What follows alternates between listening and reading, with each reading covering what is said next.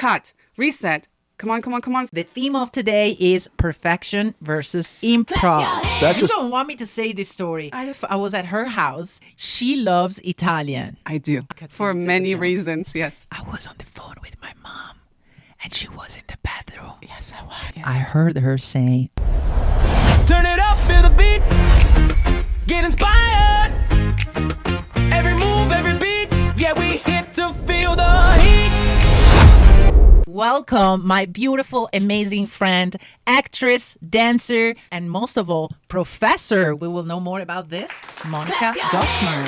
Thank you so much. I paid for this. Check. Mic check. Okay. Everybody clap your hand. Whenever you're ready.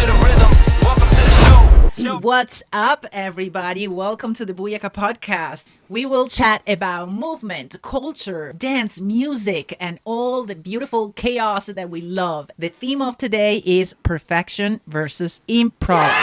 Give it up for my incredible resident crack breaker. Please welcome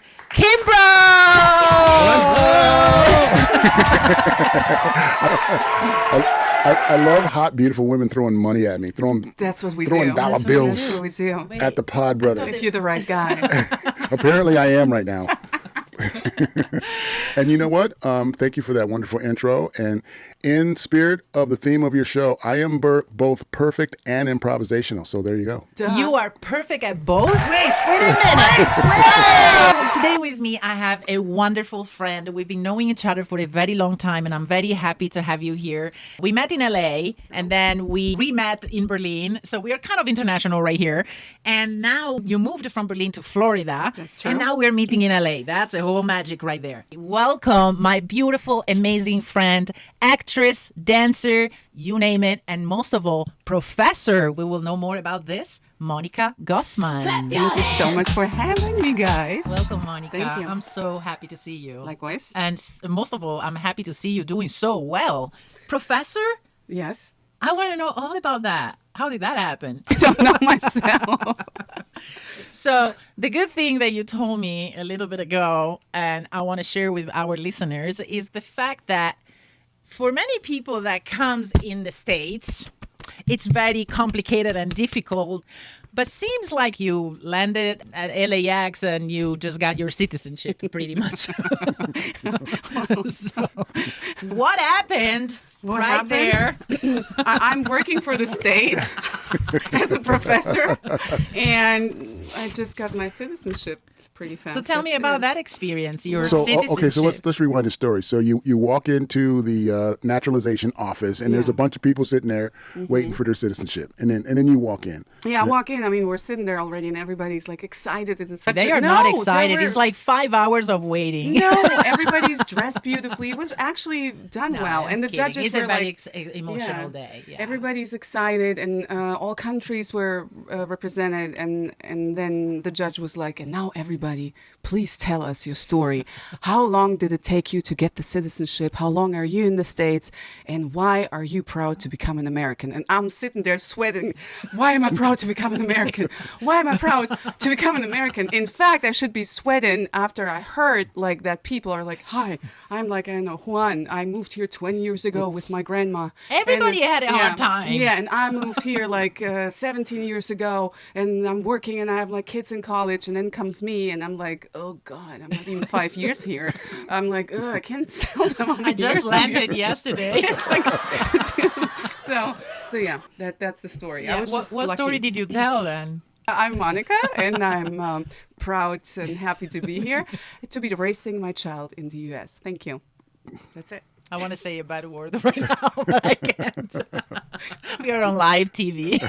Since you came in the United States as a super snobby, that's how much of a friend I am. Yes, Actually, you deserve that because you worked hard to get there and you got a really good position at the university. I mean, you're a professor, so what can be better than that? And a professor for what you love to do, which is acting, correct? Mm-hmm. Yes, so acting and directing. how is life? How is the professor life?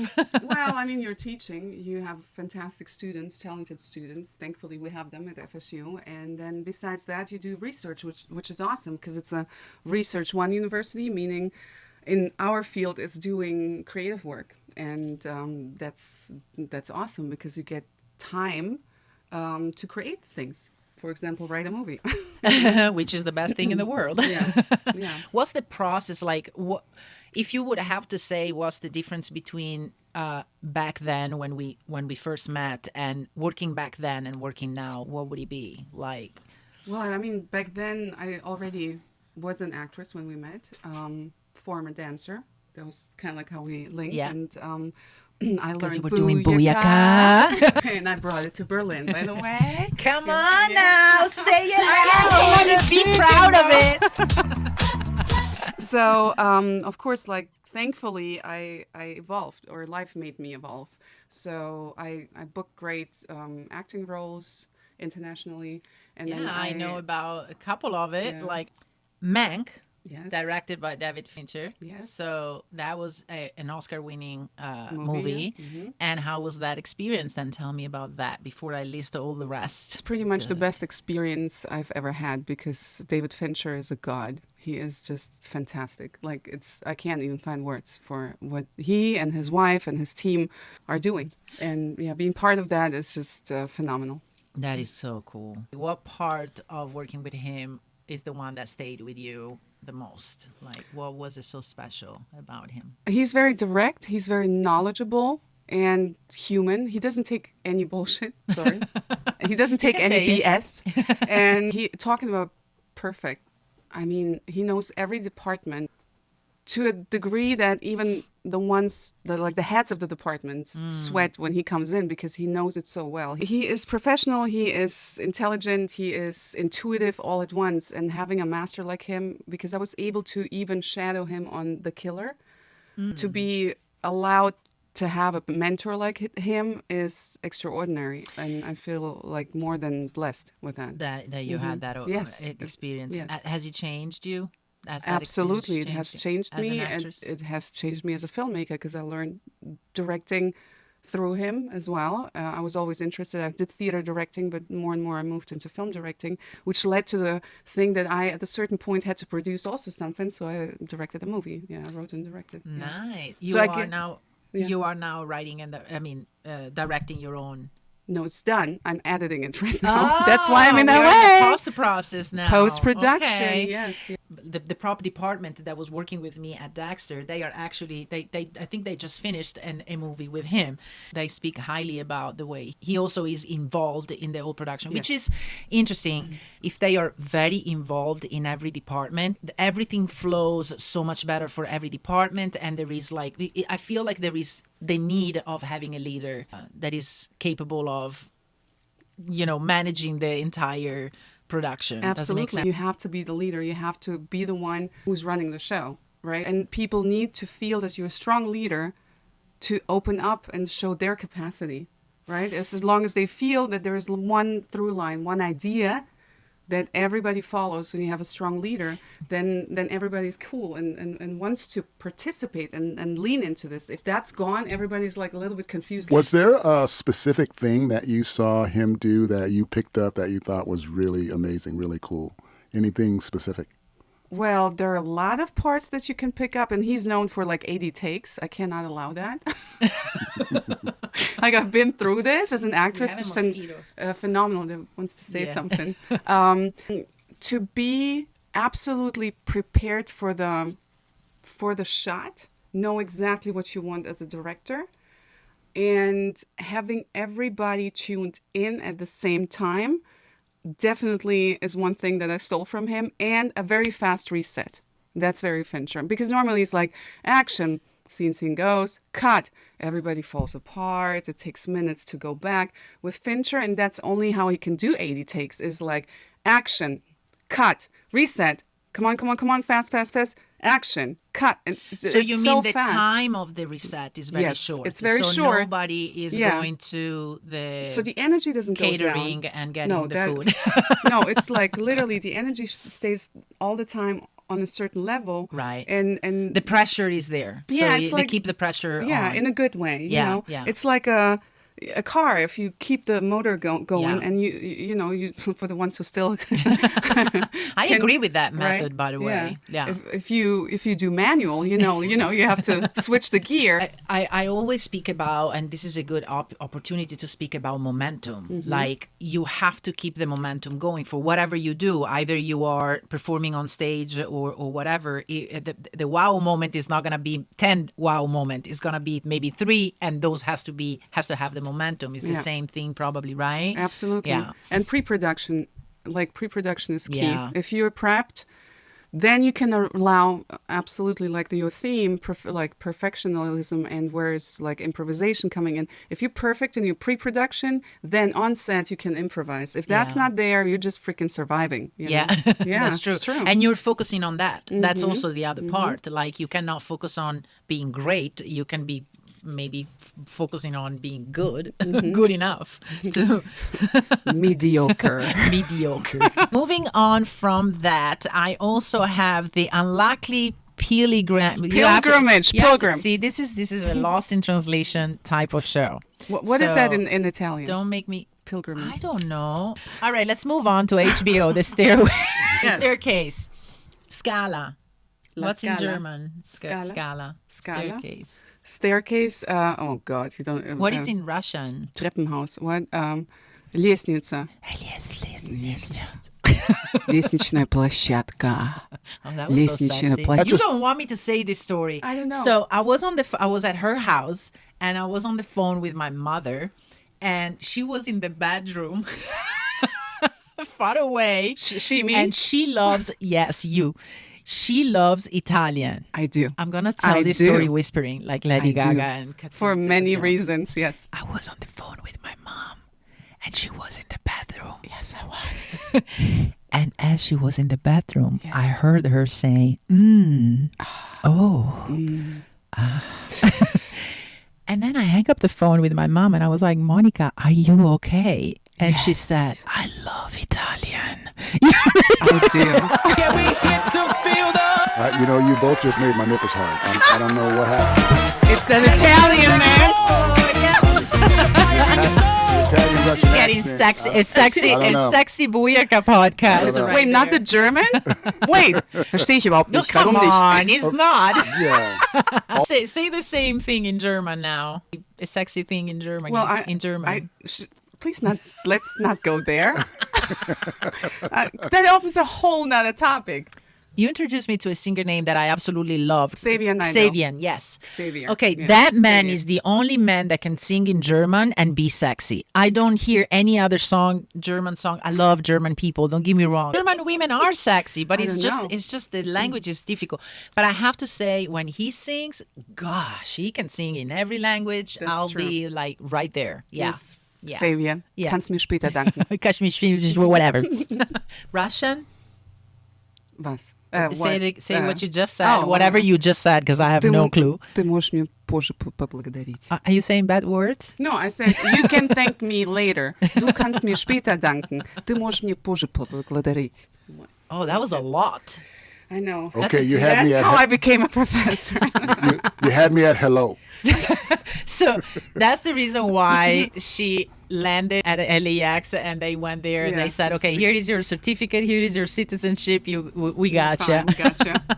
All right, so moving on. Today is perfection versus improv. So where do you draw the line between knowing when you're ready, when you're prepared, or prepared enough, I would say? Yeah, I mean, I learned from people like Fincher, right? At Moscow Art, we also have, I mean, I come from a very strong school. Again, I was lucky, really lucky to have had experience with outstanding people, like in acting with the Moscow Art professors, the names you won't know in Russia, but they're like really amazing humans, right? That are artists. David Fincher, David Lynch in script writing. And they all tend to be very prepared, very knowing what they want. And so I cannot be different at this point. But again, it leaves, you have to be flexible still. Yeah. If you have an idea and you follow it, is one thing. Outlining it is one thing, actually even storyboard it. But when you're directing, when you're acting, there needs to be this moment that is improvised because that's life. Because right now, otherwise it's dead, and art can't be dead. There is always some moment, that little gap that makes it alive, right? Yeah. And that can only come by fusion of artists working in one space. I truly believe in that. So when all of these little pieces come together, that's when something living is born, right? Yeah. That's the most beautiful thing, and everybody feels that What when I that always happens. say, I mean, that works for me. You tell me if that works for you. I have an idea. I have a vision. If I can write that project down, that works. If I cannot write it down, that means that there is something that is, there's a glitch somewhere. I can prepare a full class and then improvise the entire class. But I can improvise only if I'm prepared. Yes. Does it make sense? I mean, Is absolutely right. That goes back to, actually, sorry to be like talking about teaching again. There is this thing that people think like, oh, I'm just like born talented and I'm just gonna wing it because I feel it. It's gonna work out. There are some that can do that. That can pull it off. They cannot until a certain extent. Yeah, exactly, right? You cannot reproduce. There's always the foundation of certain things like. When you build a house, you can be an architect and go wild, but you need to understand how statics work, right? If you don't have the static pieces, the house will fall apart, right? Yeah. That's pretty much works in everything, because art at the end of the day, and it might sound a little bit discouraging, but it is also physics and chemistry. That's it. And True. We can't run away from it. And if you neglect that part, that's when it becomes like, just not stable. Just not, I see exceptions. There are exceptions, like someone that comes to mind. He was never at rehearsal, but he could pick up the steps in no time and pull it off on stage. And it was incredible. And I was always upset because it was upsetting not to see him at rehearsal. So it's hard to make to make it work without one person that that eventually is going to show up. But he could pull it off. But moving from that level next, it was always like, now I see the problem. You know what I'm saying? So I think there is a line between that, and then if you have the skill and if you build up the skill around improv, that's great. That's fantastic. And I'm not saying that you need to have a degree, right? Like, for example, David Fincher never studied film. It's probably right, experience but more. It's not only experience, but he he self-taught. You have to get knowledge. Without knowledge, you have to pick up on somewhere, whatever inspires. Education. You have to be in the theme. Otherwise, like, I don't know anybody who wouldn't, like, it doesn't matter, self-train or go to a university, college, whatever you want, but knowledge needs to be there. Picked up, I believe the repetition. Yeah. Like the more, like we discuss a lot with Kimbrough, when you keep on repeating, obviously, better your craft and you study as you go, right? But so I'm working on my feature film called Stripped. I wrote the screenplay. I directed that thing. I'm also starring in it. And now we are in So you are directing and acting in it? Yes, I've done that. I'm never going to do it again. Not to this point. I swear. Because it's difficult. It's difficult. I'm never going to do it again. The thing is, I promised it because it's based on a play by Stephen Clark, and he passed away. And before he passed away, he told me, Monica, if you somehow are able to act in it and play her, please do it. And I promised him. And so I'm a sucker for promises. I like if people promise something to keep the promise. Oh, we love that. No pressure. So I got a question for you, because I act and direct as well. Again, not like you. It's not like I want to, but by default, sometimes there's a role that is just a signature role that you just have to do it. What tips would you give to get through it if it's a situation? In your case, it's a promise. In my situation, it was a default situation. What tips would you give in getting through directing and acting on the same film at the same time? Like, what tools would you use to keep your sanity and stay in the pocket as a director and stay in the pocket as an actor? Yeah. Somebody would say a lot of drug. Nicotine patches? Coffee. No. A lot for me too, But it's probably. true. That would be my thing. Yeah, coffee. So a strong team around you, like a very strong AD, first AD, cinematographer that, you kind of like prep for that. Would I take on a smaller role again? Maybe, yes. And but the lead is just difficult because you neglect mostly the acting. When it's on you, you're like, okay, let's keep moving, right? Because you're like, I hit the note, like let's go. And later on, you still see mistakes in the take, right? That you would be able to prevent. So, like the only thing is obviously you have to, but you would know the role if you direct it, yeah, and you act in it. But the team is the only, like to me, the cue, because you have to trust them. You have to give over directing at that point, and you Yeah. have to again prepare that. So my shot list and my even the focus puller, I prepped so much that I knew for those takes I can trust them. And Enough to- yes, and I empower them. I will direct, I will look over, and they're trusting you, but you have to kind of like step up a little bit. So let me ask you a question. When you are doing both, is it harder to direct or is it harder to act? Because I'm assuming you're not in all the scenes. So at some point then you have to be the director when you are not. It's harder to direct because you're in your, like, to me, I'm You in are the in your acting character. mode. I'm in the character, Yeah. and then I'm always like Switching. taken out into the technical parts of it. In Yeah. fact, right? That's what I found. Yes, Yeah. and that's what is so difficult Yeah. because you're not quite directing at this point. You're kind of like yeah, because you're like You're still this, in the yeah. part. It's Yeah, in the role. and especially if it's like this one where it's a drama about love and she goes was through a lot of stuff and you have to acting wise dig a lot and stay truthful to that, and you're in this world of like I don't know at some point abortion topic there, right? And you go through that and but you have to direct and look at technical stuff, you know. It's a little tricky. It's a little tricky. Mhm, Yeah, I bet. I bet it's hard to Yeah. do both. So you're tearing up while you're directing to stay in character. I'm tearing up. Yeah. That's. I mean, that part is fine. Like with acting, I don't care about that, you know. And in fact, in this movie, it was also, that's a funny story to tell. So we started to shoot in Berlin. The first part was shot in Berlin. The second one in Tallahassee. Long story why, but Otherwise known as Tally. Tally, yay! I think I know it. It's tax free. Almost.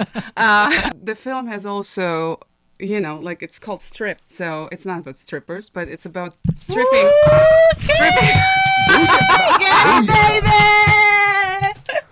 Stripping your soul, you know, in front of each other for two lovers. But it had also like scenes where nudity was there. And the first day of shooting, I had to be naked as the director. And did you walk to the camera? I was like, I prepared everyone. The team meeting, I was like, guys, you know, it is what it is. You're going to see me naked. That's what it is. I'm still your director. Like, I almost frightened them.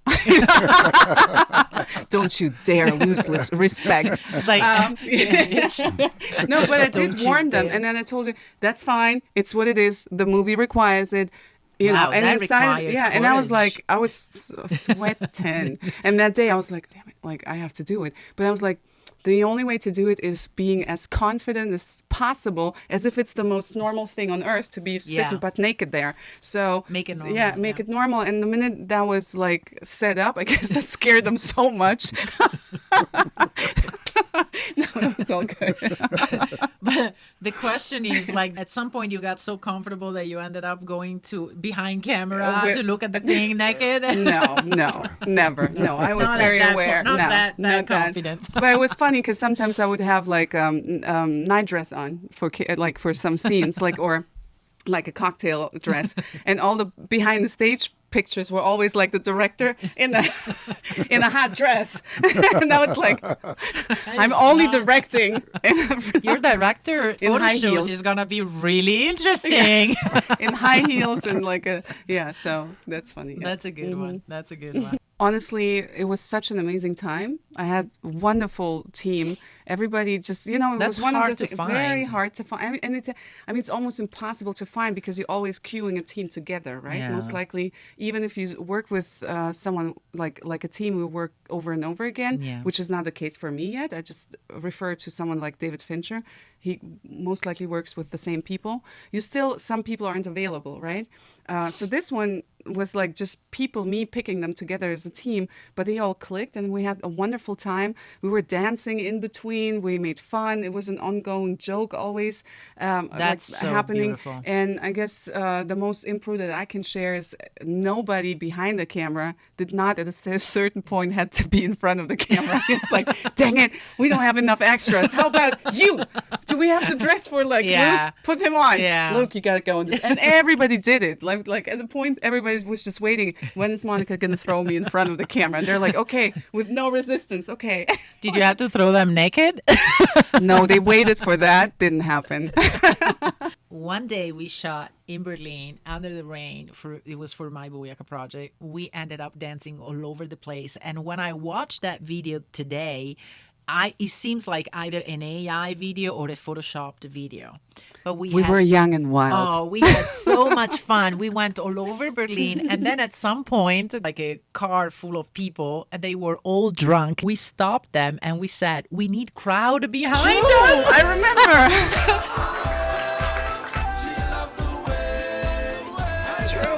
Oh my goodness. Do I have time to tell a story?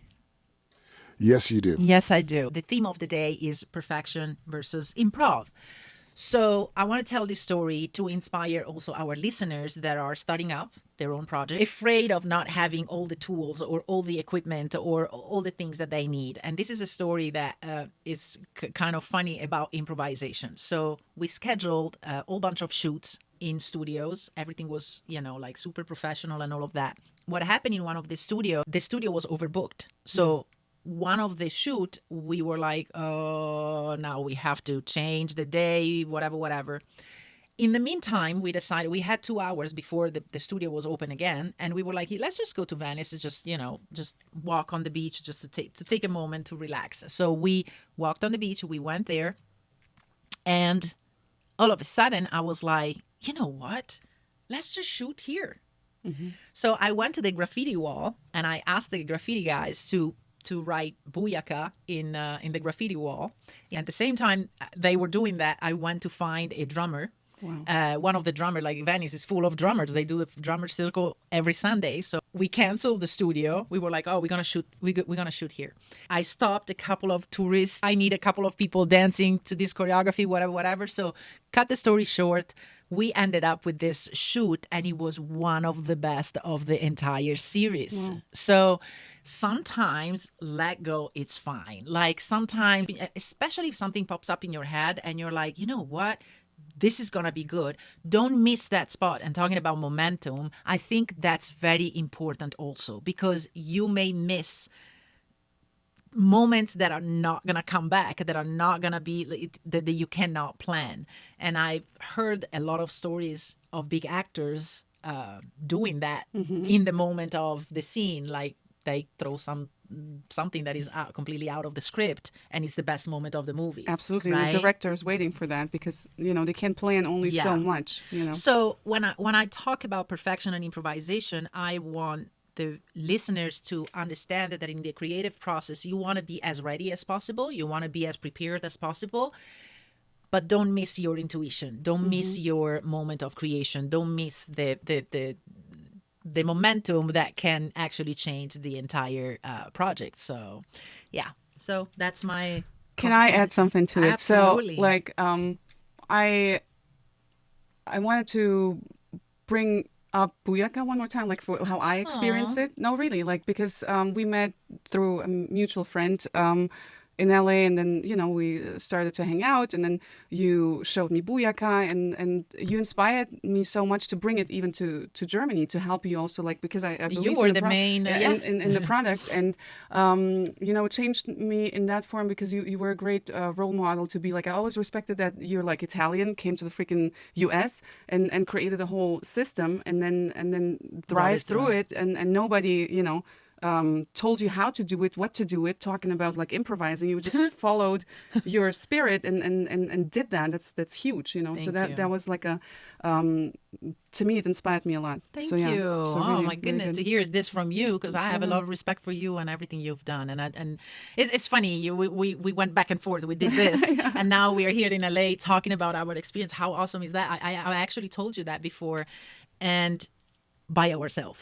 Yeah. Let's just add that. Yeah, to the that little picture. detail. So believe in yourself. I also have to say the importance of the team. Like Yes. you said it before. I think that's crucial for whatever You project can't do it have. alone. Yeah. No. Yeah. But I think you also recognize the work that you put into what it is you're trying to do, and Yeah. and that's infectious. That's magnetic. Yeah. Absolutely. When you see somebody that has been gifted some talent and then they're taking that gift from above and actually practically trying to evolve it into a byproduct by putting the work in, when you see that, you can't help but gravitate to it. True. But then it inspires you. You're like, oh man, I need to work harder with my gift. Yeah. And it becomes infectious. It becomes Yeah. contagious. Yeah. Yeah. That's true. That's true. That's why when people like you find each other, you just get better and better, and you just get good, and you just get like you love in life, and then everybody around there is just like, my nipples is hard. You know what is funny? So it wasn't Russian and Italian? Well, that too. I mean, But what is also funny is to see, like, we haven't seen each other. I mean, we always kind of try to catch up with each other, but we never really seen each other. So we missed a long part. And we were saying it before, it was like seeing each other like the day before, like we never left. But I also see, it's beautiful to see who you have become. Yeah. You know what I'm saying? Like a lot of times I can meet people that I haven't seen in a long time, and I see their career or how they have grown, and you're like, wow, this person became like, you know, or the potential that I've seen back then, it's happening, and it's beautiful. Yeah. I love that. I love to see. I'm a big. I mean, you know me. I have a lot of bad things because I'm the toughest, authentic, honest. I'm gonna say it the way I see it.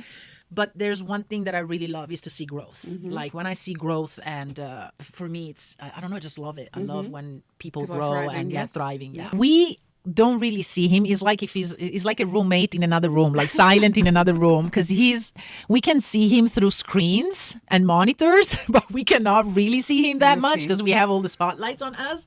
So we see him through the crack, and he cracked the jokes. I'm the king of crack. The king of crack.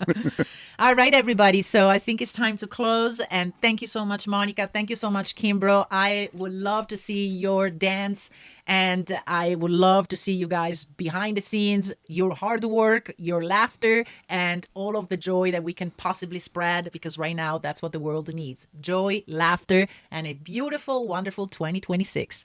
Booyaka. Booyaka. Thank you so much. Please click and follow us because Oh, I forgot that. that's what you have to do. I'd like to thank some of our sponsors, Team Comedy USA, PNN Academy, and Pod Brother Nation. Thank And you so much. Booyaka. Booyaka. Booyaka.